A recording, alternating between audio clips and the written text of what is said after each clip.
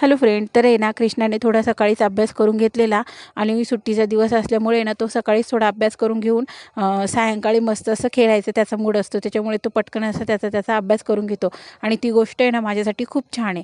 मग त्याने आधी अभ्यास करून घेतलेला आणि नंतर मम्मी माझ्यासोबत चक्कर मारायला चाल असं बोललेला.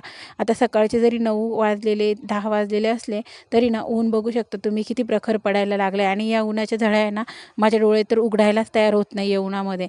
पण आहे ना कृष्णाला मात्र खेळायची होती सायकल आणि या सायकलमध्ये ना अजून एक नवीन ट्विस्ट आला आहे, तो म्हणजे ना कृष्णाचे जे साईड व्हील्स असतात ते काढून टाकलेले आणि आता कृष्ण आहे ना हे खूप छान प्रकारे 2 व्हील्सवरच सायकल चालवायला लागला. आधी तर मला भीती वाटत होती की हे व्हील्स काढल्यानंतर त्याला तर काही सायकल चालवता येणार नाही, तो पडून जाण्याची शक्यता, पण तसं काही न होता आहे ना तो प्रॉपर अशी सायकल आहे ना 2 व्हील्सवर चालवायला लागला आहे आणि रेसिंग देखील करायला लागला आहे. आता हे बघून तर मला आश्चर्यच वाटतं, जर आता ह्या वयात त्याची ही स्थिती असेल तर मोठा होऊन तो किती फास्ट गाडी वगैरे चालवेल, त्याची तर भीतीच वाटायला लागली आहे.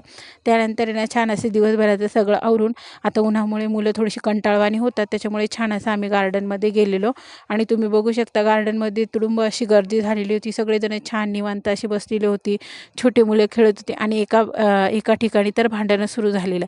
आता लहान मुलांचा असा प्रश्न असतो की त्यांनी खेळावं कुठे. गार्डनमध्ये जरी कोणाचा बॉल वगैरे लागला तर तिथे देखील भांडण होतं. सोसायटीमध्ये देखील मुलं नीट खेळू शकत नाही आणि घरामध्ये देखील आपण दंगा करण्यापासून त्यांना रोखवतो. अजून तर त्यांची सुट्टी सुरू व्हायची आणि नंतर तर मग किती प्रॉब्लेम होईल हे तर तुम्ही बघू शकतात. आत्ताच मुलं आहे ना स्कूलमधून थोडीफार घरी राहतात तर पॅरेंट्स आहे ना हे ओरडायला लागतं मुलांना, तर अजून तर सुट्टीमध्ये काय होईल.